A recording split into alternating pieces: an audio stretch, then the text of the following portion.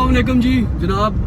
आज कोशिश करेंगे कि आज आपको कंप्लीट व्लॉग बना के दें, आपको दिखाएं कि आज प्रोटेस्ट में हमारे कौन कौन से लोग, कौन कौन से भाई इस प्रोटेस्ट में शामिल हो रहे हैं।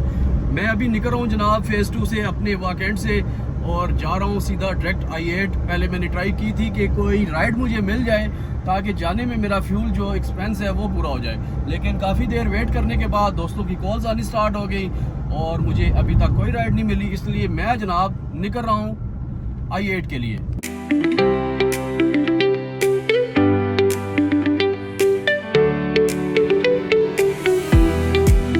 ये जनाब मैं तो पहुँच गया हूँ और बाकी काफिला जो पीछे आ रहा है बस उसका वेट है, और बस उसके बाद जनाब दूसरे लोगों को ज्वाइन करते हैं जी, इंशाल्लाह अल्लाह खैर करे।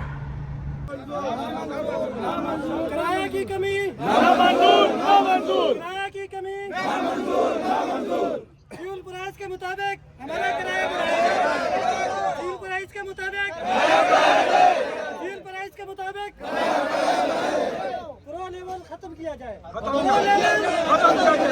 लेवल खत्म किया जाए। सैनिटेशन खत्म किया जाए। प्रो लेवल चाहे वो इंट्राइवर हो, चाहे जंगो हो, या इसके अलावा और कोई अगर कंपनी भी ऑनलाइन, हमारा 1 पॉइंट एजेंडा है कि हमारे जो मुश्किलात हम पे डाली जा रही हैं, हम पे जो जुल्म ज़्यादतियां की जा रही हैं, इसका इजाला करके जो मौजूदा सूरत हाल है पेट्रोल, उसके हवाले से किराया बढ़ाया जाए। फ्यूल प्राइस जो है वो 415 पे पहुंच गया है। हमारे रेट मजीद जिस वक्त 150 पे था तो 190 रुपए किराया था बेसिक, अभी जो है 415 पे रेट पहुंच गया। किराया हमारा 120 रुपए आ रहा है। हमें भी इस चीज की देखें कि अभी एक रिक्शा ड्राइवर है वो भी इतने नहीं लेता। हमारी 30-35 लाख की गाड़ी होती है तो उसके ऊपर 120 रुपए। अच्छा जी, मैं मुख्तसर बात करूंगा, ज्यादा लंबी चौड़ी बात नहीं करनी। पहले तो मसला यह है कि हम सुबह उठ के सबसे पहले बिस्मिल्लाह करके नमाज पढ़ के अपनी ID ओपन करते हैं। सारे भाई यही काम करते हैं, ठीक है। फिर जब ID ओपन करते हैं, हमें राइड आती है 3 किलोमीटर दूर से, उसको जाके छोड़ना होता है 3 किलोमीटर दूर। 6 किलोमीटर का रास्ता होता है, हमें राइड पड़ती है 180 रुपए की। पहले तो बात यह है कि ऐसे 180 वाला काम खत्म कर दिया जाए भाई। जो 3 किलोमीटर की राइड है उसको आप 90 रुपए पर किलोमीटर के हिसाब से हमें चार्ज करवाएं, और उसमें पिकअप पेड भी हमें करें। ये बात नहीं है कि 90 में हम राजी हो जाएंगे, पिकअप पेड भी हमें आपने करना होगा। हमारी ID की वेरिफिकेशन होती है, licence, ID card, mobile number, गाड़ी, सब कुछ। लेकिन जब कस्टमर ID बनाता है किसी भी नंबर से, वो ID एक कोड पे बना लेता है। ये कैपिटल है, हम कैपिटल में चलते हैं। पुलिस हमें तंग करती है, रोकती है, लेकिन आज तक कस्टमर से नहीं पूछा कि भाई आपकी अपनी ID है या आप किसी और की ID से बैठ के सफर कर रहे हो। हम यहाँ कमाने के लिए आए हैं। उल्टा हमें DC ऑफिस वालों ने पकड़ा, यंगू के स्टिकर। ये इरफान भाई को पता है, गवाह है। मैंने 1 हफ्ता लगाया है, एक ड्राइवर को पकड़ के 25-25 हजार रुपए जुर्माना किया है, किसी ने भी आवाज नहीं उठाई। एक बंदे का यही, कोई सोना, कोई जेवर, कोई अपना उधार लेके गाड़ी खरीदता है, ठीक है, लेकिन उसके पूछने वाला कोई नहीं है। आखिर कब तक ये जुल्म हम सहते रहेंगे?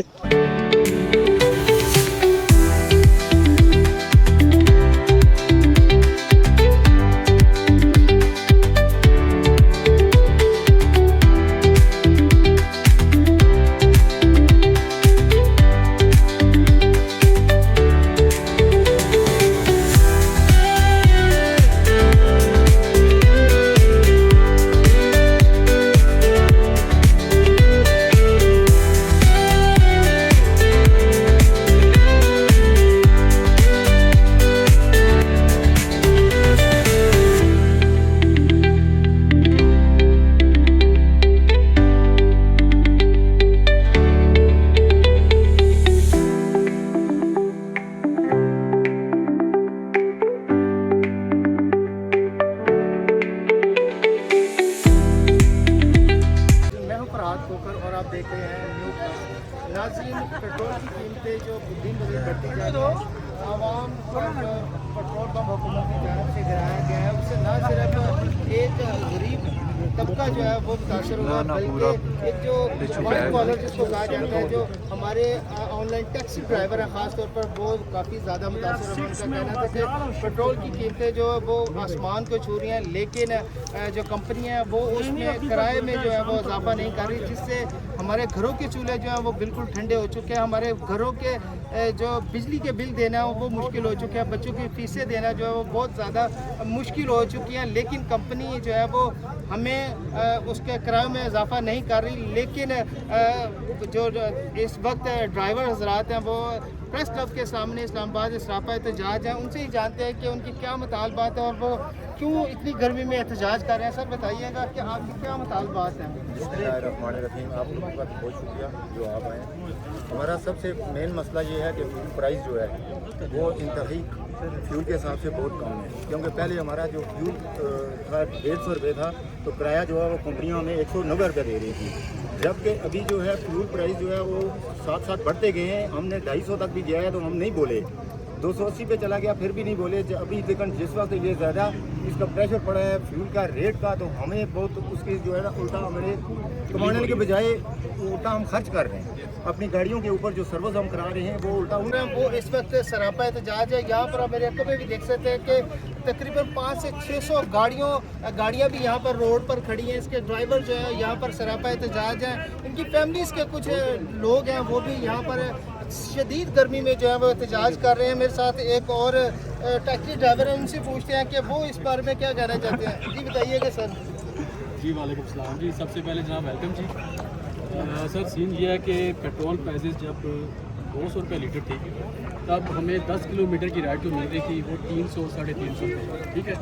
आज जब के पेट्रोल प्राइसेस माशाल्लाह से 415 पे चली गई हैं और आज भी सेम उसी रेट में जनाब हम राइड को पिक कर रहे हैं और ड्रॉप कर रहे हैं। हमारी सिर्फ इतनी रिक्वेस्ट है इन ड्राइव से कि जनाब कम अज़ कम अपने रेट में थोड़ा सा कोऑपरेट करें। ये जितने भी लोग हैं जो काम कर रहे हैं कम अज़ कम ये अपने माशी हालात से बाहर निकलें। सर हुकूमत जो फैसले कर रही है पेट्रोल की कीमतों में इजाफे में, उससे आप खुश हैं? बिल्कुल नहीं जनाब, बिल्कुल नहीं। उसकी वजह से तो जनाब हम लोग रोडों पे आ गए। देखिए कंपनी से आपने मुतालबा किया है कि कंपनी जो है वो बोनस नहीं करके उसके किराए में इजाफा करे, हुकूमत से क्या मुतालबा करते हैं? हुकूमत से जनाब मुतालबा यही है कि जनाब एक दफ़ा फिर ज़रा सीने पे पत्थर रखें और मेहरबानी फरमा कर जनाब 150-200 रुपये लीटर पेट्रोल कम करें, ताकि हमारे जैसे जितने भी गरीब भाई हैं जो रोडों पे आ चुके हैं वो कम अज़ कम अपने। तो हमारा इंशाल्लाह नेक्स्ट उनके दफ्तर टारगेट होंगे, दफ्तर इंशाल्लाह बंद करेगा उनका दफ्तर, हम खोलने नहीं देंगे। रावल का बाजी का दल, रावल का बाजी का दल, रावल का बाजी का दल, रावल का बाजी का दल। नेक्स्ट हमारा फिर ये होगा, हम जितने भी बंदे होंगे, जितने भी दफ्तर है सब बंद करेंगे, काम नहीं करने देंगे उनको भी। और इसके अलावा जो मेन मुतालबा है शायद किसी के